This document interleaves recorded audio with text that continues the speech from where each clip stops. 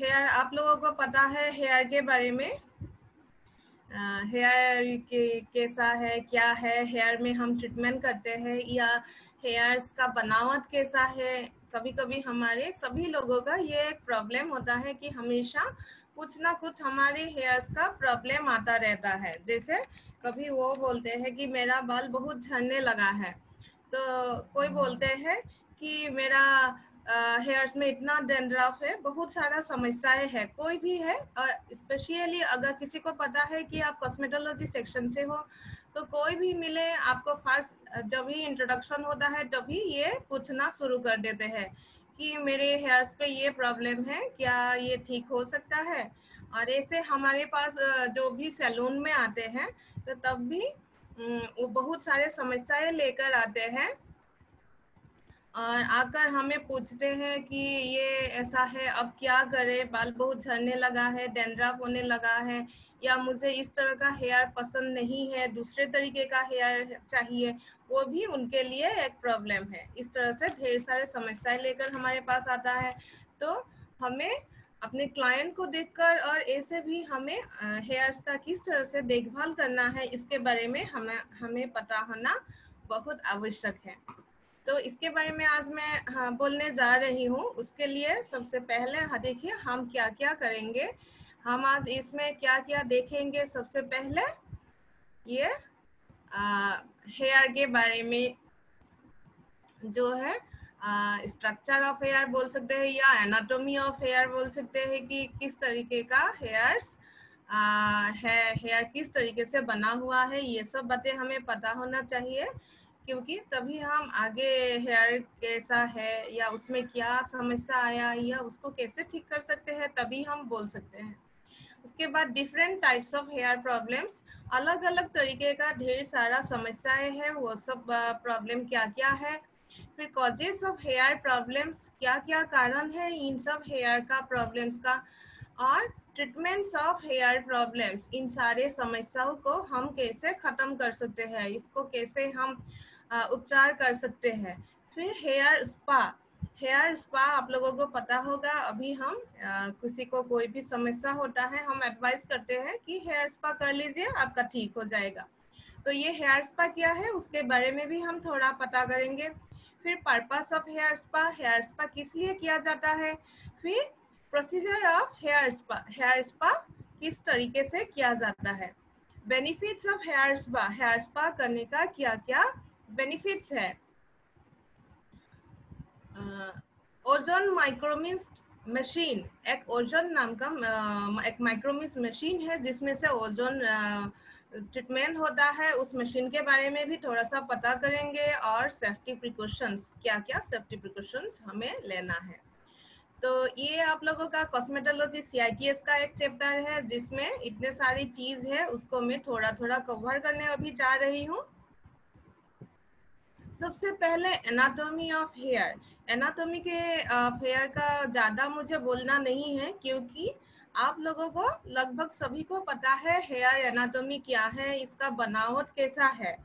जैसे ये स्ट्रक्चर, मतलब ये किस तरीके से बना हुआ है, इसका ग्रोथ कहाँ से होता है या इसको पोषण कहाँ से मिलता है। उसके लिए आप देखिए, सिर्फ इसमें एक पिक्चर के जरिए दिखाया गया है। ये हेयर स्ट्रक्चर का, ये आप लोगों को ऑलरेडी ये सब पता है, फिर भी थोड़ा सा ही मैं इसलिए मेंशन करूंगी क्योंकि ट्रीटमेंट्स के लिए थोड़ा सा आइडिया हमें होना चाहिए। उसके लिए जैसे ये स्किन के अंदर से जो एक हेयर निकलता है, तो बाहर जो स्किन से बाहर वाला हिस्सा है उसको हम हेयर शाफ्ट बोलते हैं। फिर हेयर शाफ्ट का 3 लेयर है, इधर अलग से इसको दिखाया गया है। सबसे बाहर वाले हिस्सा जिसे हम क्यूटिकल बोलते हैं, और उसके थोड़ा सा अंदर है कॉर्टेक्स, और बिल्कुल सेंटर में जो पार्ट है उसको मेडुला बोला जाता है। एक हेयर कितना पतला है आप लोगों को पता ही है, टच करने से भी आप लोगों को दिखता है या आप लोग इसका आभास आपको लोगों को मिलता है कि इतना पतला सा हेयर है। लेकिन उसका भी 3 पार्ट है जो हमें इसे खाली आंखों से ठीक से नहीं दिखाई देता, हमें सिर्फ क्यूटिकल को दिखाई देता है। जो बाहरी लेयर है, सबसे बाहरी लेयर जिसको हम काम करते हैं, हेयर स्टाइल करते हैं, वो क्यूटिकल लेयर ही हमें दिखता है। फिर स्किन के अंदर, ये अंदर वाला जो हिस्सा है उसको हम हेयर रूट बोलते हैं। और हेयर रूट में हेयर्स के साथ साथ और कुछ चीजें जुड़ा हुआ है। ये हेयर रूट है, जैसे सेबासियस ग्लैंड। सेबासियस ग्लैंड एक ऑयल ग्लैंड है, आप लोगों को पता है। इसमें से आप लोगों को ये पता है कि ऑयल निकलता रहता है, जिसको सेबम बोला जाता है। सेबम से हमारे बालों में ऑयलीनेस या नमी मिलता है। ये हमारे हेयर्स किस टाइप का है, ऑयली है, ड्राई है या नॉर्मल है, ये बहुत कुछ डिपेंड करता है ये सेबासियस ग्लैंड के ऊपर, कि ये सेबासियस ग्लैंड ठीक तरीके से अगर काम कर रहा है, ठीक तरीके से इसका सेबम निकल रहा है, तो वो नॉर्मल हेयर है। ज़्यादा ये ऑयल प्रोड्यूस करना शुरू किया तो क्या ऑयली हेयर, और ये कम मात्रा में ऑयल सिक्रेट कर रहे हैं तो वो ड्राई हेयर। तो ये सेबासियस ग्लैंड है, ये देखिए हर एक इसके साथ, हेयर के साथ जुड़ा हुआ है। और हेयर का जो ये बाहर स्किन के ये जो हेयर रूट में ये है, इसको बोलते हैं हेयर फॉलिकल। फिर हेयर बाल्ब इन फॉलिकल, ये देखिए अंदर की तरफ ये जो एरिया है इसको हेयर बाल्ब बोला जाता है। फिर डर्मल पेपिला, ये अंदर की तरह ये थोड़ा अंदर की तरफ गया हुआ ये जगह है जहाँ पर इसको डर्मल पेपिला बोला जाता है। और इस एरिया से ही हमें क्या, हेयर्स को पोषण मिलता है। हम बोलते हैं रक्त संचार सही नहीं हुआ है, मतलब इसका ब्लड सप्लाई सही तरीके से नहीं हुआ है, या हमने खान पान में ठीक तरीके से चीज़ लिया लेकिन उसका पोषण नहीं हो रहा है, या हमें ठीक खाना खाना चाहिए, तो वो खाने से जो हेयर्स पे पोषण जाता है वो कहाँ से जाता है, वो देखिए डर्मल पेपिला या हेयर पेपिला भी इसको बोला जाता है।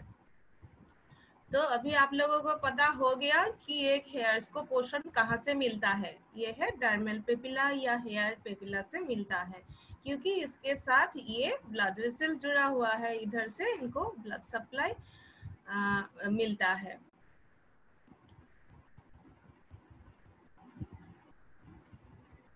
इसके साथ और एक मसल्स है जो इरेक्टर पिली मसल्स बोलता है, जिस जो हेयर्स के ये फॉलिकल के साथ जुड़ा हुआ रहता है, ये भी हेयर्स के साथ अटैच रहता है। और कुछ अचानक से कुछ होने से, जैसे किसी को अचानक से डर लगा या ठंडा महसूस हुआ, तब ये इरेक्टर पिली मसल्स की वजह से ये होता है, ये एक मसल है। फिर characteristics of hair, characteristics hair या हेयर का विशिष्टता क्या है, वो देखिए 4 प्रकार की विशिष्टता है। सबसे पहले है क्या, टेक्सचर। टेक्सचर आप लोगों को पता ही है कि हेयर टेक्सचर कैसा है, हम आम तौर पर ये बोलते ही रहते हैं कि जैसे इसका 3 प्रकार का ये टेक्सचर हमें मिलता है, फाइन, मीडियम और थिक या कोअर्स। जो हेयर मतलब इसका डायमीटर कैसा है, इतना पतला सा हेयर है, मैंने बोली वो हेयर में ही अब टच करने से पहले कुछ कुछ हेयर बहुत पतला है, बहुत पतला, आपका बहुत फाइन हेयर जिसे बोलते हैं वो उड़ा उड़ा सा रहेगा। और उसके बाद थोड़ा मीडियम टेक्सचर का होता है, ना ज़्यादा पतला ना मोटा, और कोई कोई बाल छूने से हमें आराम से पता चल जाता है कि ये एक हेयर है, तो वो थोड़ा मोटा हेयर होता है, जिसको ठीक हेयर या कोअर्स हेयर भी बोला जाता है। और अक्सर हमारे जो हेयर्स होता है वो मीडियम टेक्सचर का ही हेयर होता है। और कभी कभी क्या, ये जो मैंने अभी बोली आप लोगों को कि क्यूटिकल कॉर्टेक्स मेडुला, ये 3 लेयर है हेयर शाफ्ट में। कभी कभी क्या है, ये 3 लेयर किसी किसी बालों पर हमें मिलता ही नहीं। जो फाइन हेयर है या वेरी फाइन हेयर, ये फाइन हेयर में ही बोलते हैं, लेकिन वेरी फाइन भी बोलते हैं। जो बहुत ज्यादा पतला एकदम उड़ा उड़ा होता है, फाइन या वेरी फाइन हेयर में हमें वो मेडुला लेयर नहीं मिलता है। ये जैसे कभी कभी हमारे फेस में होता है बहुत पतला पतला हेयर्स, या जिन लोगों का हेयर्स बॉडी में बहुत कम है उन लोगों के बॉडी में ये देखने के लिए मिलता है। ये बच्चों की हेयर्स में देखने के लिए मिलता है। जन्म के टाइम जो बच्चे के हेयर्स में बॉडी में हेयर होता है उसमें ऐसा फाइन हेयर, बहुत वेरी फाइन हेयर मिलता है जिसमें मेडुला नहीं रहता। मेडुला थर्ड लेयर जो है अंदर की वो देखने के लिए नहीं मिलता है। फिर इलास्टिसिटी। अब इलास्टिसिटी क्या है? लचीलापन। हेयर जब हम टच करते हैं और हेयर को थोड़ा हम खींच सकते हैं। हेयर स्टाइल जब करते हैं तभी भी आप लोगों को पता है कि हेयर स्टाइल हम जब करते हैं तो हेयर को खींचते हैं। कभी कभी हम थोड़ा सा ही हेयर खींच रहे हैं, किसी किसी को बहुत दर्द हो रहा है और किसी किसी का हेयर टूट कर निकल आता है। तो वो किस लिए होता है? कोई कोई ये पूछते भी है हमें कि हम मेरा हेयर इतना टूट जाता है क्यों? तो उसकी वजह ये है कि उनकी हेयर्स पे इलास्टिसिटी नहीं है। इलास्टिसिटी मतलब एक हेयर को हम खींचने से वो कितना थोड़ा कितना दूर तक वो खींच सकते हैं। और अच्छे जो हेयर्स है उसमें अच्छा इलास्टिसिटी होता है। और इलास्टिसिटी मतलब एक ड्राई हेयर, एक सूखा हुआ हेयर को अगर हम खींचेंगे वो ऐसे ही लेने से जितना है जितना लंबा है खींचने के बाद उसका 20% लंबा हो जाता है। ये है एक अच्छा इलास्टिसिटी का सिम्टम। तो हमें पता होगा कि इनके हेयर्स में इलास्टिसिटी है। कब पता होगा? जब हम खींचेंगे। ऐसे ही हम स्केल में माप लिया उनका इतना लंबा है, लेकिन उसके बाद उसको हमने और थोड़ा खींच लिया तो वो उसका 20% तक लंबा हो गया, थोड़ा सा लंबा हुआ, लेकिन हेयर नहीं टूटा। इसका मतलब उनका हेयर में इलास्टिसिटी अच्छा है। और किसी किसी की बाल देखिएगा थोड़ा सा हम खींचेंगे तभी क्या होगा, वो हेयर टूट जाएगा। और या तो इलास्टिसिटी नहीं दिखेगा, हम खींच रहे हैं देखा कि इतना लंबा था, जितना लंबा था लगभग ऐसा ही रहा, उससे 20% खींचा नहीं गया, थोड़ा सा ही लंबा सा हुआ है। इसका मतलब उनकी हेयर्स पे इतना इलास्टिसिटी नहीं है। डेंसिटी। डेंसिटी मतलब 1 स्क्वायर इंच हेयर्स में स्कल्प के स्किन में कितना हेयर्स है, तो उससे उसको उसका डेंसिटी बोला जाता है। तो हेयर्स का जैसे ये स्क्वायर शेप में दिखाया गया है कि इसमें कितना हेयर्स है, जो हमें इससे हम मापते हैं कि हेयर्स कम है या ज़्यादा है। जैसे आप लोगों को इधर दिया ही गया है कि कितना ये हेयर स्ट्रेंड होना चाहिए 1 स्क्वायर इंच में। अगर इतना हेयर्स है तो ये हेयर्स सही है, उससे कम है तो उनका डेंसिटी कम है, मतलब उनका हेयर्स थोड़ा कम है जितना होना चाहिए। और उससे ज़्यादा है इसका मतलब उनका डेंसिटी ज़्यादा है। इस एरिया को लेकर ही हम हेयर्स की डेंसिटी कितना है कैसा है ये हम बोलते हैं। ऐसे कोई कोई हम ऐसे ही बोल देते हैं कि आपका हेयर्स का डेंसिटी ठीक नहीं है, या आपका हेयर्स का डेंसिटी बहुत ज़्यादा है। इसे देखने से भी हमें पता चलता है, लेकिन असल में ये 1 स्क्वायर इंच से हमें पता चल जाता है। और एक ह्यूमन हेयर में हेड में कितना हेयर्स होता है देखिए, आमतौर पर 1 लाख 1.5 लाख इतने हेयर्स हमारा स्कल्प में रहता है, हेड हेयर होता है। फिर पोरोसिटी। पोरोसिटी क्या है? पोरोसिटी जिसमें सोखने की क्षमता, कि हम हेयर्स में कुछ पानी डाल रहे हैं, कभी हम केमिकल ट्रीटमेंट कर रहे हैं, उसमें लोशन लगा रहे हैं, कभी कभी देखते हैं कि वो बहुत जल्दी सोख लिया। हमने 1 बोतल लिया लेकिन अभी अभी देखा कि 1 बोतल तो खत्म ही हो गया। हमें लगा था 1 बोतल से उनका हेयर्स पे काम हो जाएगा, लेकिन ऐसा नहीं होता है कभी कभी। इसका मतलब उनके हेयर्स पर क्या ये सोखने की क्षमता या ये पोरोसिटी ज्यादा है। पोरोसिटी मतलब जो हेयर्स का एबिलिटी है, जो हम हेयर्स का क्यूटिकल में जो थोड़ा ये ओवरलैपिंग होता है, जैसे उसके बीच बीच में थोड़ा गैप गैप सा होता है, या बोल सकते हैं कि पोर्स की तरह, जैसे स्किन में पोर्स होता है इसी तरह से हेयर्स में भी थोड़ा स्केल्स एक के ऊपर एक उठा हुआ होता है, बराबर नहीं होता है। तो जिससे वो हम जब ऑयल लगाते हैं, पानी डालते हैं, लोशन डालते हैं, वो सब अपने अंदर सोख लेते हैं। हेयर कलर लगाते हैं तो कलर चेंज होता है, आप लोगों को पता है। वो होता है किस लिए? ये पोरोसिटी की वजह से। पोरोसिटी हेयर्स पे है तभी वो कोई भी चीज अपने अंदर ले सकते हैं। तो ये एक पोरोसिटी टेस्ट का पिक्चर मैंने रखी हूँ कि आप लोगों को थोड़ा समझ में आए कि ये हेयर्स का पोरोसिटी भी कैसा है। कि किसी किसी का हेयर की पोरोसिटी बहुत ज़्यादा है। हमने अभी इस जैसे टेस्ट से आप लोगों को समझ में आएगा। ये एक कप पानी में, ये ट्रांसपेरेंट कप है, एक हेयर्स का ही दिखाया गया। इसमें एक हेयर को आपने इसमें डाल दिया, आपने देखा वो तुरंत अंदर जाकर नीचे बैठ गया। इसका मतलब क्या? उनके बालों में इस बाल हेयर में पोरोसिटी बहुत ज़्यादा है। ये तुरंत पानी को अंदर सोख लिया और ये थोड़ा भारी होकर नीचे गिर गया, नीचे बैठ गया। उसके बाद और एक हेयर डाले, ये दूसरे हेयर है, दूसरे तरीके का। ये देखिए वो बीच में है, मतलब इसका पोरोसिटी ना ज़्यादा ना कम है, ये बीच में ही रह गया। ये ज़्यादा एब्जॉर्ब नहीं कर रहा है अपने अंदर पानी, इसीलिए ये बीच में ही रहा। लेकिन वो एब्जॉर्ब किया है, इसीलिए वो एकदम ऊपर नहीं, थोड़ा नीचे भी आ गया पानी का। फिर एक तीसरा जो ये हेयर्स दिया है वो देखिए वो किस तरीके से है। वो बिल्कुल पानी के ऊपर ही है। इसका मतलब क्या है?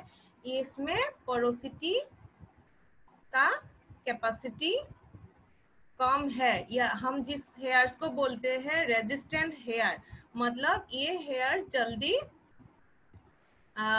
पानी या कोई भी लोशन, तेल, क्रीम कुछ भी हम डालते हैं, ये जल्दी अपने अंदर सोख नहीं लेते हैं।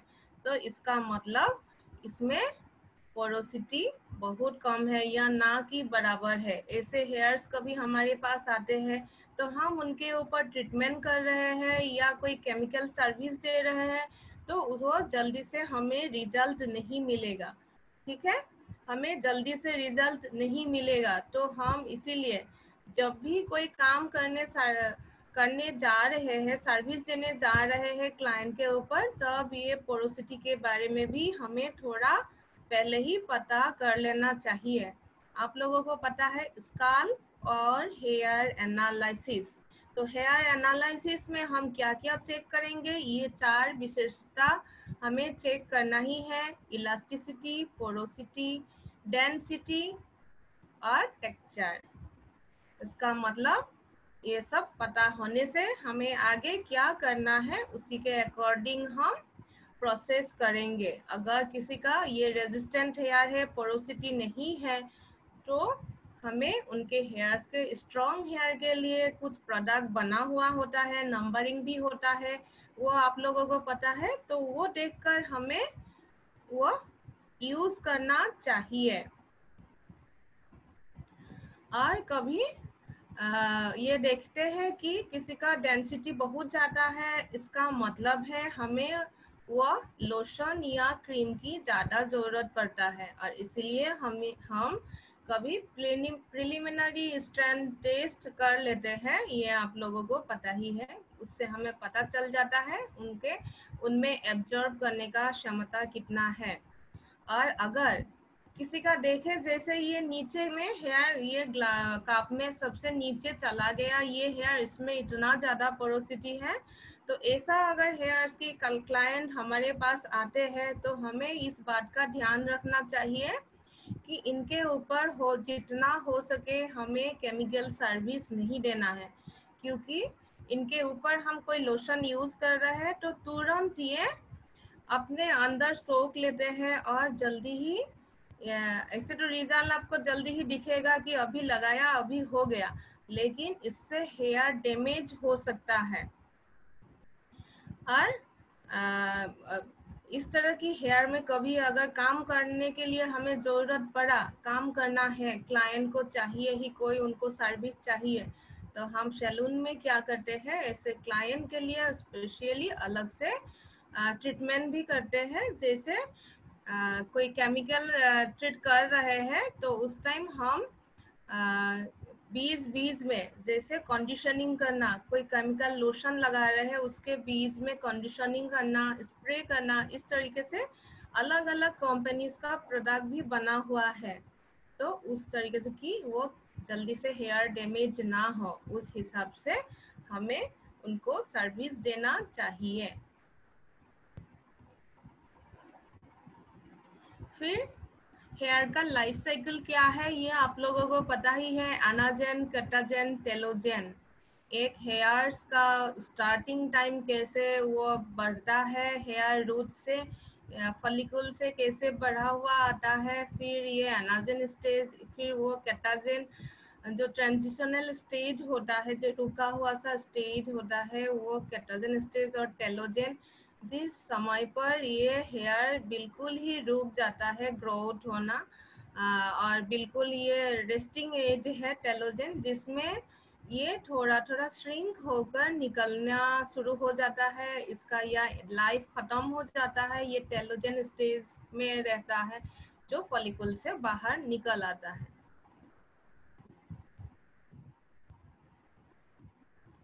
Various hair problems.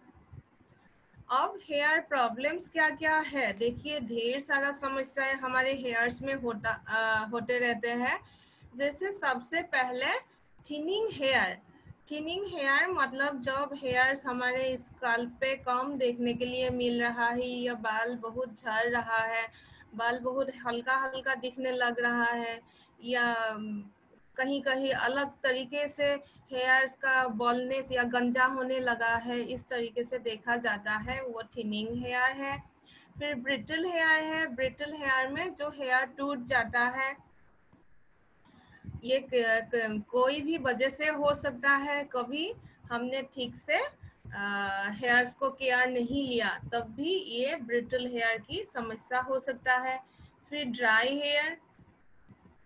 हेयर का तो एक टाइप है ही ड्राई हेयर, लेकिन ये ड्राई हेयर जब ज़्यादा ड्राई हो जाता है तो ये हमारे लिए एक समस्या होता है।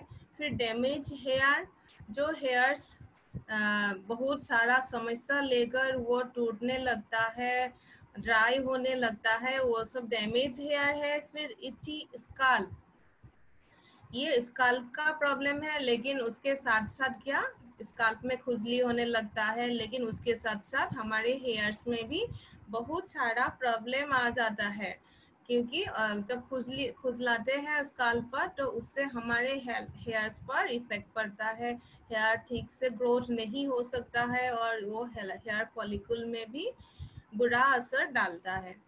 लिम्प हेयर, जो हेयर बिल्कुल बेजान सा है, या बस उसमें कुछ वॉल्यूम नहीं है, वो हम हेयर्स रखा है लेकिन वो जैसे बस झूला हुआ है, उसमें कोई वॉल्यूम नहीं है, ऐसा हेयर लिम्प हेयर है। फिर डालनेस, बेजान सा हेयर जिसमें कोई शाइन नहीं है, ग्लोस नहीं है, तो वो डाल हेयर है। फिर फ्रीज फ्लाई एवेज हेयर, जो हेयर्स फ्रीजी, जो बहुत ज़्यादा रूखा सूखा सा हो गया और जो हवा में उड़ता सा रहता है, जो हमारे कम करने के बावजूद वो ठीक तरीके से हेयर्स नहीं रहता है, तो वो फ्रीजी या फ्लाई एवेज हेयर है। फिर डेंड्रफ। डेंड्रफ भी असल में स्काल्प का ही एक समस्या है, लेकिन स्काल्प का जो डेड सेल स्किन का निकल कर गिरना शुरू होता है, वो ठीक तरीके से क्लीन नहीं किया या वो ज़्यादा होने लगा है, तो ये हमारे लिए हेयर्स का भी एक समस्या हो जाता है। फिर एक्सेसिव शेडिंग, जब फिर हेयर्स बहुत ज़्यादा झड़ने लगा, कभी कभी किसी किसी को ऐसा होता है कि ऐसे हेयर्स ठीक था, लेकिन अचानक से एक ही बार में बहुत ज़्यादा हेयर झड़ने लगा। ये एक असल में मेडिकली एक सिचुएशन है, मेडिकल ट्रीटमेंट की ज़रूरत पड़ता है, कभी अचानक से किसी का ऐसा होता है, लेकिन बाद में उनका हेयर्स आ भी जाता है। और ऐसे भी हमारा नॉर्मल जो हेयर, एक दिन में कितने हेयर टूटता है वो आप लोगों को पता है शायद, कि 50 से लेकर 100 तक हेयर हमारा डेली झड़ रहा है, तभी हमें कोई टेंशन लेना नहीं है, क्योंकि वो नॉर्मल है, वो एवरेज हेयर फॉल है। लेकिन अगर हमने देखा कि जिस तरीके से हेयर फॉल हो रहा है लेकिन उस तरीके से हेयर ग्रोथ नहीं हो रहा है, क्योंकि ये जो लाइफ साइकिल है हेयर्स का, एनाजेन से टेलोजेन तक, एक हेयर झड़ जाता है तो उसकी जगह दूसरा एक नया हेयर आ जाता है। अगर ये नहीं आया तो हमारे लिए ये समस्या की बात हो जाता है। फिर टेंगल, जो बाल उलझा हुआ रहता है, ठीक तरीके से हम कॉम भी नहीं कर सकते हैं, वो टेंगल हेयर है। फ्लैट हेयर, फ्लैट जो हेयर्स बिल्कुल फ्लैट सा पड़ा रहता है, बिल्कुल फ्लैट हो जाता है, ऐसे उनका हेयर्स ठीक है, लेकिन उनमें हेयर्स होने के बावजूद उसमें कुछ वॉल्यूम नहीं दिखता, तो वो फ्लैट हेयर है। Split ends, split ends, hair ends पर जो हेयर दो मुहे हो जाता है तो वो स्प्लिट एंड्स का प्रॉब्लम होता है।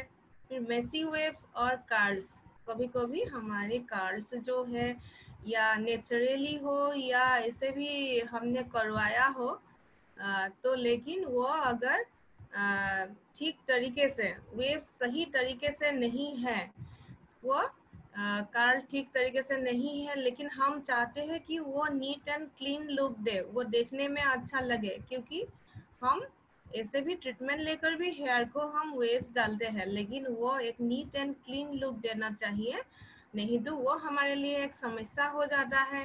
फिर ग्रे हेयर, ग्रे हेयर किसी किसी के लिए एक समस्या है, ऐसा देखा जाए तो वो ग्रे हेयर नेचुरल है, वो हमारा हेयर एज होने के बाद ग्रे होता ही है, लेकिन आजकल जो पोल्यूशन और बहुत सारे वजह से या हेरिडिटरी बहुत सारा रीजन है जिसकी वजह से हमें ग्रे हेयर एज होने से पहले ही आ सकता है। तो ये सब है हेयर्स में जो ढेर सारा समस्याएं हैं हमारे, वो सारे समस्याएं। फिर किस लिए ये होता है, किस लिए होता है, इसके लिए ढेर सारा, वो भी ढेर सारा वजह हम बोल सकता है। एक है जेनेटिक्स या जीन के लिए, जैसे हेरेडिटरी या आनुवंशिक तरीके से हमारा हेयर्स ग्रे पहले ही हमारे आनुवंशिक किसी को, दादाजी को या नानी को ऐसा था तो हमारा इस तरह से जल्दी जल्दी हेयर ग्रे होने लगा, या इस तरीके से कभी कभी जेनेटिक रीजन से भी हमारे हेयर्स में कभी कभी कुछ समस्या आ जाता है। फिर केमिकल प्रोसेसिंग, केमिकल प्रोसेसिंग आप लोगों को पता ही है, हम जो केमिकल यूज करते हैं अधिकतर हम आजकल यूज करते ही हैं, हेयर डाई या हेयर कलर हम यूज करते ही रहते हैं, फिर ब्लीच यूज करते हैं, स्ट्रेटनिंग, पार्मिंग, ये सारा चीज हम करवाते रहते हैं। अभी उसको हमने ठीक से नहीं करवाया या उसके लिए हमने ठीक तरीके से जो आफ्टर केयर लेना है वो ठीक तरीके से उसको मेंटेन नहीं किया, या अच्छी क्वालिटी का प्रोडक्ट हमने यूज नहीं किया, तब हमारे हेयर्स में ढेर सारा प्रॉब्लम आ सकता है। जैसे हेयर्स टूटना शुरू हो गया, जैसे दो मुहे हेयर बाल होना शुरू हो गया इस तरीके से, या हेयर्स फॉल होना शुरू हुआ, हेयर मतलब जल्दी से झड़ना शुरू हुआ, जल्दी जल्दी जितना होता था हमने ये केमिकल ट्रीटमेंट किया उसके बाद से ज़्यादा हेयर झड़ना शुरू हुआ, ऐसा भी कभी हो सकता है। एक्सेसिव हीट, कभी हमने गर्म चीज़ या ज़्यादा उसका प्रयोग किया, जैसे अलग अलग हेयर स्टाइलिंग में यूज़ करते हैं, थर्मल हेयर स्टाइलिंग आप लोगों को पता ही है, या ब्लो ड्राई कर रहे हैं, आयरनिंग कर रहे हैं, या कर्लिंग आयरन हमने ज़्यादा यूज़ किया हेयर्स पर, गर्म चीज़ यूज़ किया तो हमारे हेयर्स में ज़्यादा प्रॉब्लम आ सकता है। लैक ऑफ प्रोटीन्स, आप लोगों को पता ही है हमारे लिए जो बहुत इम्पोर्टेंट चीज़ है, स्किन, हेयर्स, नेल्स, ये सारे चीज़ क्या प्रोटीन से, प्रोटीन नाम की केराटिन से बना हुआ है। तो अगर हमारे खान पान या बाकी ठीक से हमने नहीं किया तो प्रोटीन की कमी से हमें हेयर्स में भी प्रॉब्लम आ सकता है। हार्मोनल इम्बैलेंस, आप लोगों को ये भी पता है हमारे हार्मोन की वजह से ढेर सारा प्रॉब्लम आता है, वो जैसे हार्मोनल एज के साथ साथ भी हार्मोनल चेंज होता है, या हमारे लेडीज में और ढेर सारा वजह से होता है, जैसे पीरियड्स के टाइम, मेनोपॉज के टाइम, प्रेगनेंसी के टाइम, या आफ्टर चाइल्ड बर्थ, या बच्चा के जन्म के बाद हार्मोनल चेंज हमारे लेडीज में बहुत सारा चेंज होता रहता है। तो इस समय आप लोग नोटिस कर सकते हैं कि हेयर फॉल आम तौर पर होता है, हेयर फॉल होता है, बाल बहुत अचानक से झड़ना शुरू हो जाता है। तो इस तरह के तरीके से हमारे हेयर्स में प्रॉब्लम आता है। फूड हैबिट्स, हमने खान पान ठीक तरीके से नहीं किया, जैसा हमें खान पान लेना चाहिए, प्रोटीन युक्त डाइट हमने नहीं लिया, या ऐसे भी एक संतुलित आहार जिसको बोलते हैं, बैलेंस डाइट बोलते हैं, वो हमने सही तरीके से नहीं लिया, तो हमारे हेयर्स में प्रॉब्लम आ सकता है।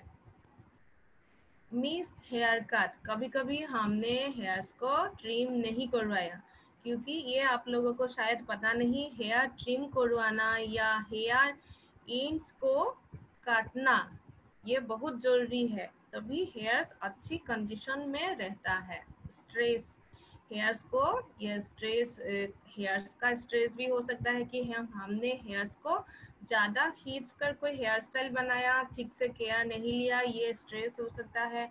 और नहीं तो मेंटल स्ट्रेस भी है, जैसे हम बहुत परेशान रहते हैं या किसी वजह से हम इस तरीके से है, तब भी इस स्ट्रेस की वजह से भी हमारे ऊपर जो प्रभाव पड़ता है उससे हमारे हेयर्स में प्रॉब्लम आ सकता है। इसके बाद आप लोगों को फिर थोड़ा सा मैं बोलना चाहती हूँ थिनिंग ऑफ हेयर और केमिकली डैमेज्ड हेयर। ये थिनिंग हेयर जो है, ये देखिए थिनिंग हेयर, या इस तरह से कभी कभी ऐसे ही कहीं कहीं पर हेयर झड़कर ऐसा हेयर पतला, स्काल्प से हेयर पतला हो सकता है, और कभी कभी ये पैचेस के रूप में भी हेयर झड़कर थिनिंग हेयर का समस्या आ सकता है। ये क्या अमेरिकन एकेडमी ऑफ डर्मेटोलॉजी ये बोल रहे हैं कि उनके हिसाब से ये आपको मैंने अभी जो बोली 50 से 100 हेयर्स एक दिन में झड़ रहा है, तभी आपको ये एवरेज है, ये नॉर्मल है, इसके लिए ये हम इसकी वजह से थिनिंग होने का कोई डर नहीं, लेकिन आप लोग इसका ध्यान रखिए कि उस हिसाब से हमारे हेयर ग्रोथ भी होना है। अगर हेयर ग्रोथ नहीं हो रहा है, सिर्फ बाल हेयर झड़ रहा है, तब ये हमारे लिए एक बड़ा प्रॉब्लम है, हमारे ये थिनिंग हेयर की प्रॉब्लम आ जाती है। इसकी वजह भी बहुत सारा है, देखिए लाइफस्टाइल हैबिट, जेनेटिक्स, या कुछ भी हो सकता है। फिर ये जैसा बॉलनेस या जो बाल झड़ने का, या कहीं कहीं गोल गोल करके जो हेयर्स एक एरिया से स्काल्प से एक एरिया, ये एलोपेसिया बोलते हैं, या हेयर लॉस। तो ये हेयर लॉस एलोपेसिया ढेर अलग अलग तरीके का है, लेकिन इसमें मैं अभी बोल रही हूँ सिर्फ ये मेल या फीमेल पैटर्न, ये पुरुष और महिला दोनों को ही ये हेयर थिनिंग का प्रॉब्लम हो सकता है, जिसको बोला जाता है एंड्रोजेनेटिक एलोपेसिया। तो ये एलोपेसिया इस तरीके से है कि वो बाल बहुत झड़ने लगा, हेयर थिनिंग का प्रॉब्लम हो गया, फिर एलोपेसिया एरियाटा। इससे अक्सर लेडीज का हेयर जेंट्स से थोड़ा कम झड़ता है, लेकिन ये देखा गया है कि लेडीज का भी इस तरह की एलोपेसिया होता है, और यह हेयर लाइन के पास से हेयर झड़कर पीछे की तरफ होता जाता है, हेयर हल्का होता जाता है। और इसमें एक एलोपेसिया एरियाटा जो बोलते हैं उसको क्या स्काल्प में पैचेस के रूप में ये हेयर झड़ जाता है। कभी कभी ये एलोपेसिया आईब्रो, ये एलोपेसिया फॉलिकुलरिस भी है, कि अलग अलग नाम से ये एलोपेसिया दिया गया है। तो अलग अलग एरिया पर ऐसा, किसी बच्चे, किसी का सिर्फ सिर में हेयर झड़ जाता है, किसी के सारे बॉडीज में हेयर झड़ जाता है, और कभी कभी किसी किसी का बच्चे के जन्म के बाद जो हेयर्स है वो एक साथ झड़ जाता है। इस तरीके से alopecia आडनता, alopecia सेनिलिस, alopecia totalis, alopecia universalis, इस तरीके से अलग अलग नाम रखा गया है। लेकिन ये एलोपेशिया एरियाटा क्या जीन्स और एनवायरमेंट फैक्टर्स के लिए भी होता है या चाइल्डहुड टाइम पर भी ये हो सकता है।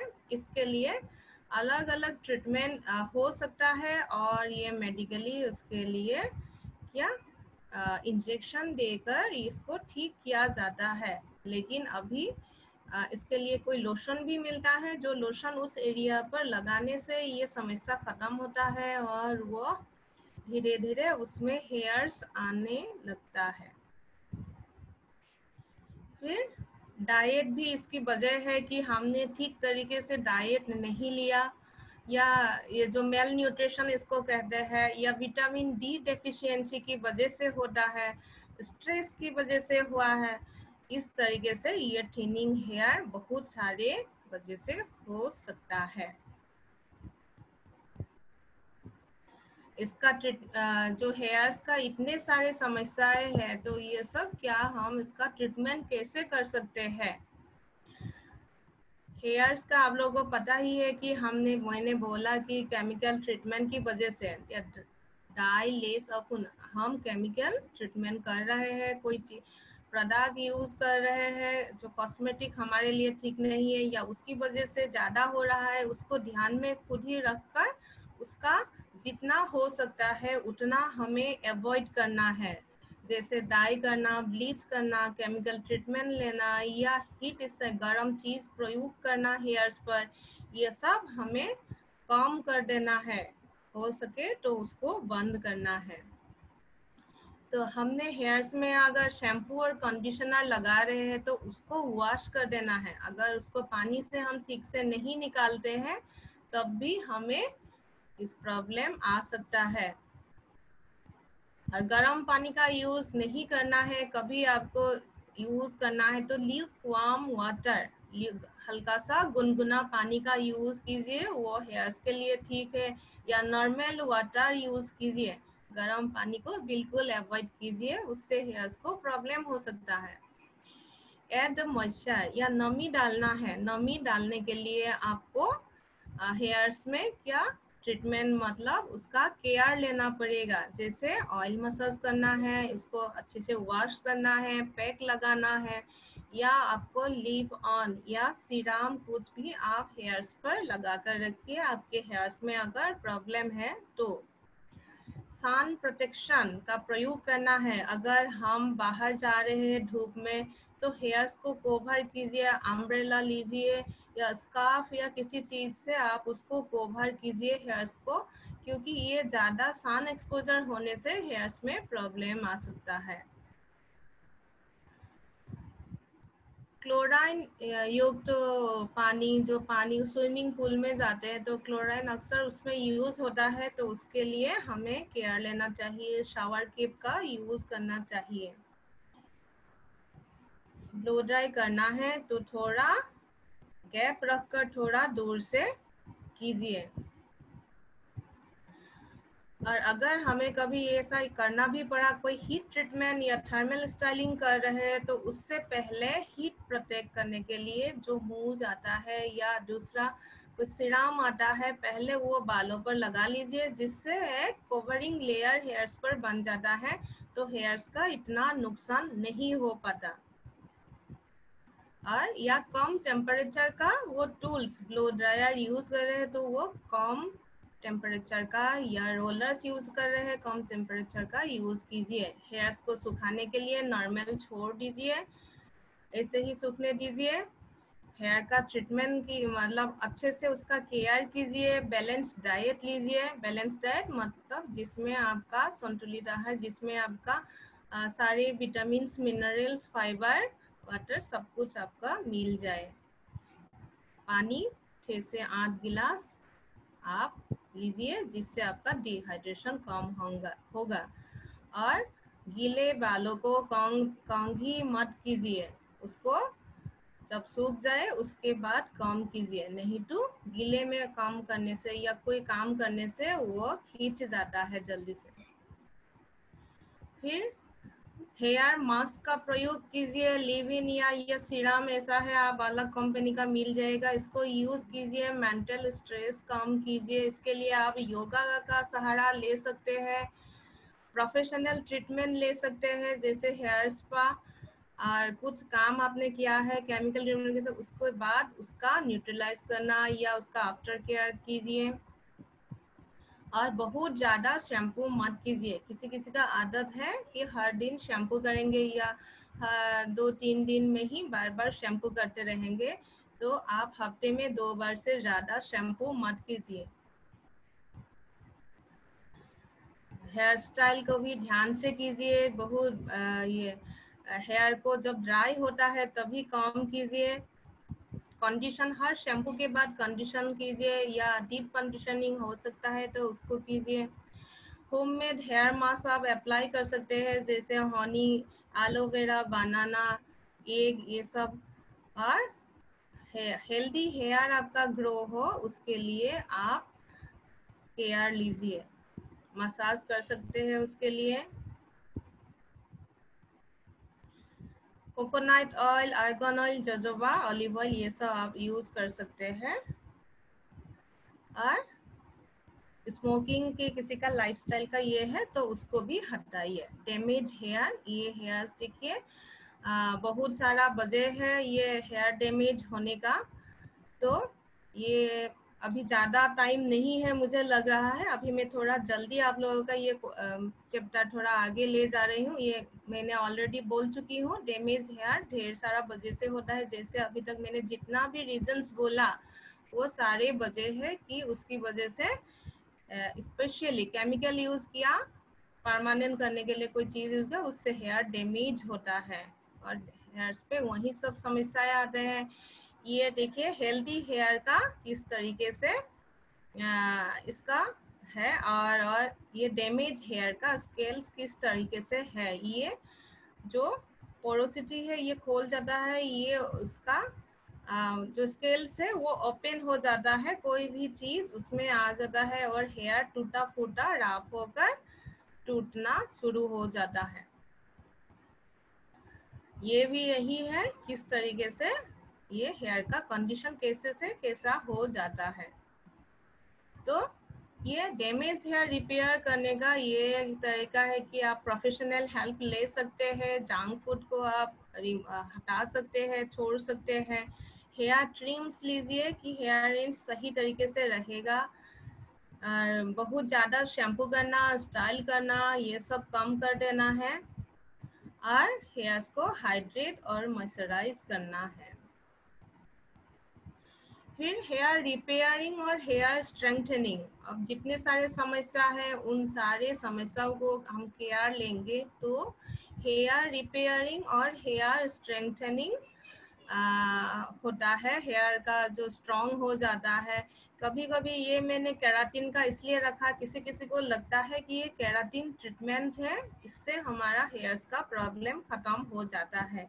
लेकिन आप लोग इसमें एक चीज़ ध्यान रखिए, ये केराटिन ट्रीटमेंट है, लेकिन केराटिन ट्रीटमेंट भी एक केमिकल ट्रीटमेंट है। जैसे हमारे हेयर रूखा सूखा डाल है तो हमने केराटिन ट्रीटमेंट लिया, तो उसके बाद वो हेयर स्मूथिंग करने के बाद जैसा होता है स्ट्रेट सा ऐसा बन जाता है, उसका उसमें एक प्रोटीन का लेयर डालते हैं, लेकिन असल में वो एक केमिकल ट्रीटमेंट ही है। इसलिए किसी को अगर कोई सोच रहा है कि हमारे हेयर प्रॉब्लम्स के लिए केराटिन ट्रीटमेंट लेना है तो वो सोच समझ कर लीजिए, क्योंकि वो भी एक केमिकल ट्रीटमेंट है। इससे अच्छा है कि आप हेयर स्पा करवाएं, नेचुरल तरीके से हेयर्स को ठीक करें। होममेड भी बहुत सारा नुस्खा आप लोगों को मिलेगा जिससे हेयर्स को हम थोड़ा ठीक कर सकते हैं, जैसे एवोकाडो, एग, लेमन, ये कार्ड, योगर्ट, इस तरीके से ढेर सारा चीज़ है हमारे आसपास, हिबिस्कस। तो ये सब चीज़ें प्रयोग करके हम अपने हेयर्स को नेचुरली क्योर कर सकते हैं, ठीक कर सकते हैं। हेयर स्पा, हेयर स्पा क्या है देखिए, सेना स्पा एक्वाम, इसका ये फुल फॉर्म है स्पा का। ये लैटिन वर्ड है जिसका अर्थ है हेल्थ थ्रू वाटर, पानी के द्वारा स्वास्थ्य का ठीक रखना। और ये बेल्जियम का एक स्पास नाम की शहर है जिससे ये वर्ड आया है। और इसका एक ये ट्रीटमेंट है या हम थेरापी बोल सकते हैं जिसको बाल्नियो थेरापी बोला जाता है। तो ये हेयर स्पा इसलिए किया जाता है कि इसका हेयर्स को जो कंडीशन है, इसका जो प्रॉब्लम है, ये रिपेयरिंग या स्ट्रेंथनिंग करने के लिए हेयर स्पा को हम प्रयोग करते हैं। हम घर पर भी इस हेयर स्पा कर सकते हैं, नहीं तो सैलून में आकर कर सकते हैं।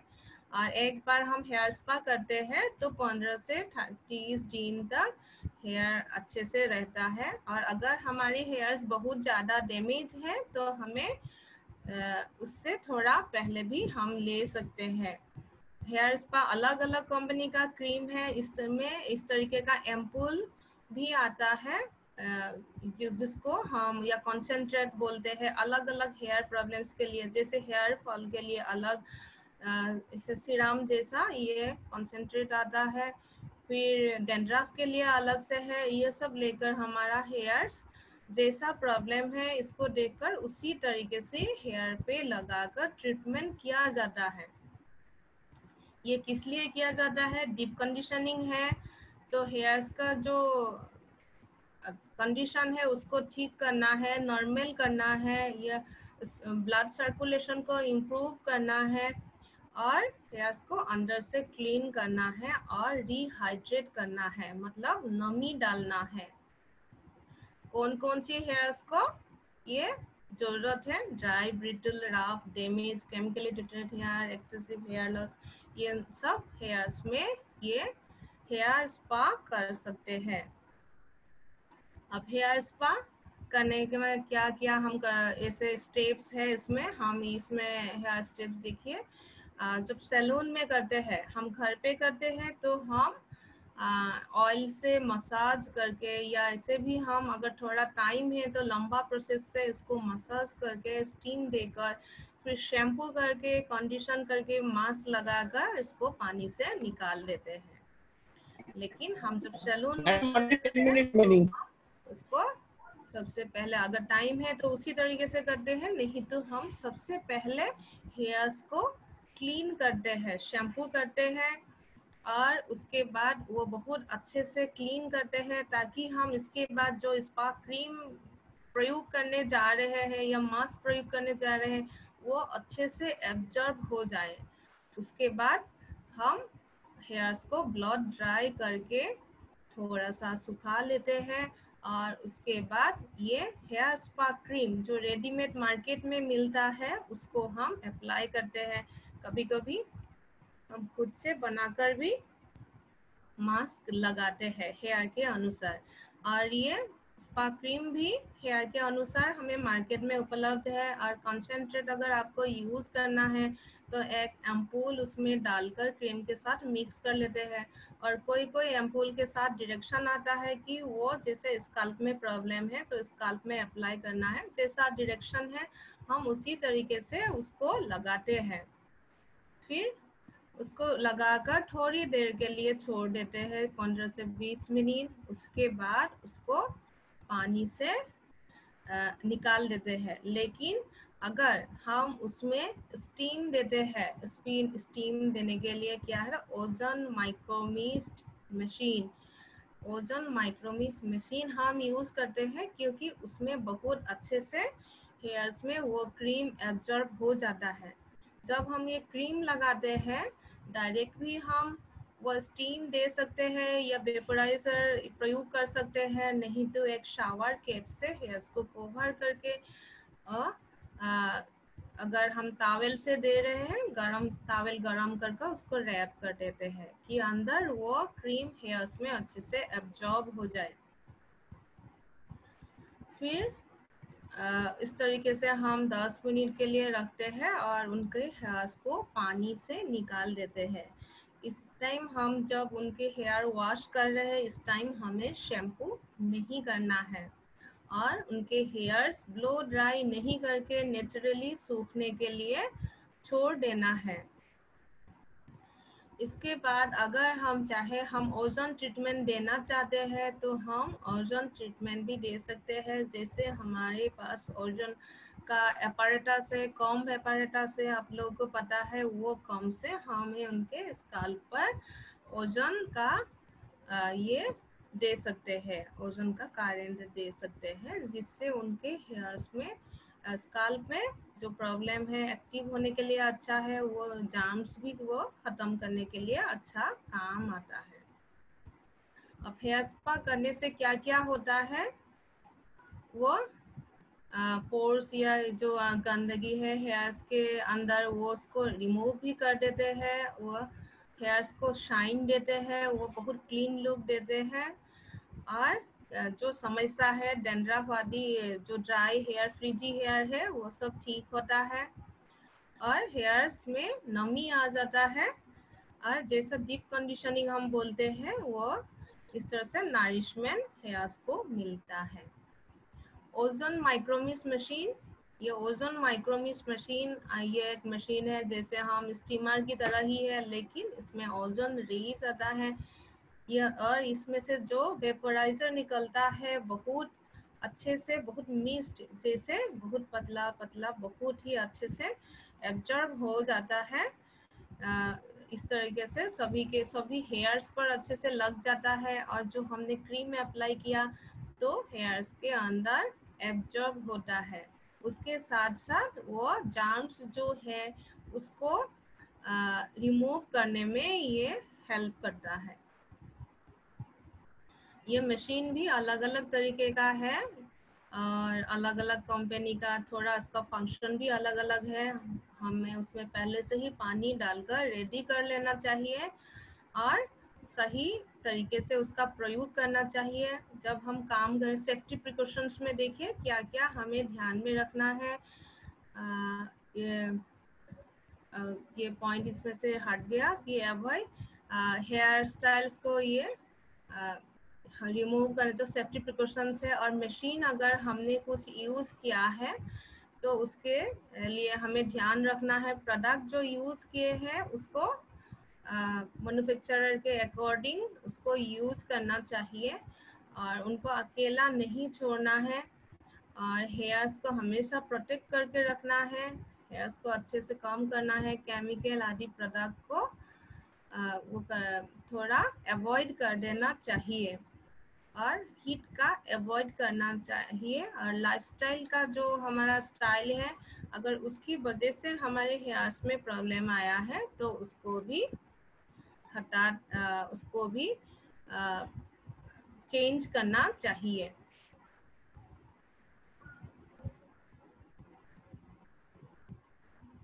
तो आज हमने ये देखा कि हेयर्स का एनाटॉमी, फिर हेयर प्रॉब्लम्स क्या क्या है, फिर क्या कारण है उसका और उसका किस तरह से उपचार होता है, हेयर स्पा क्या है और हेयर स्पा किस लिए करते हैं, हेयर स्पा कैसे करते हैं और हेयर स्पा का बेनिफिट क्या है, ओजोन माइक्रोमिस मशीन और सेफ्टी प्रिकॉशंस।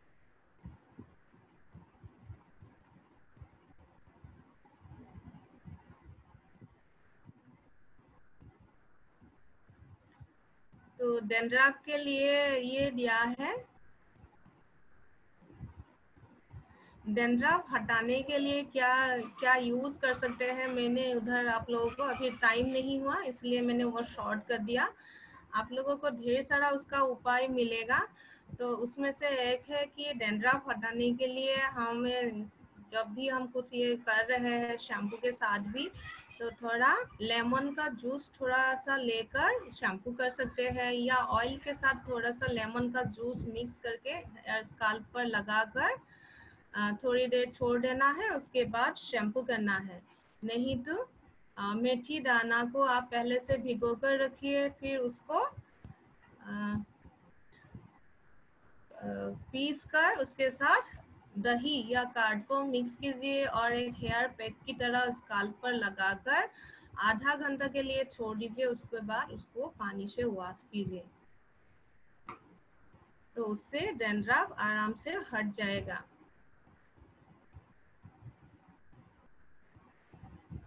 इलास्टिसिटी को कैसे स्ट्रॉन्ग करेंगे? इलास्टिसिटी को ठीक करने के लिए आपका हेयर का कंडीशन ठीक होना पड़ेगा।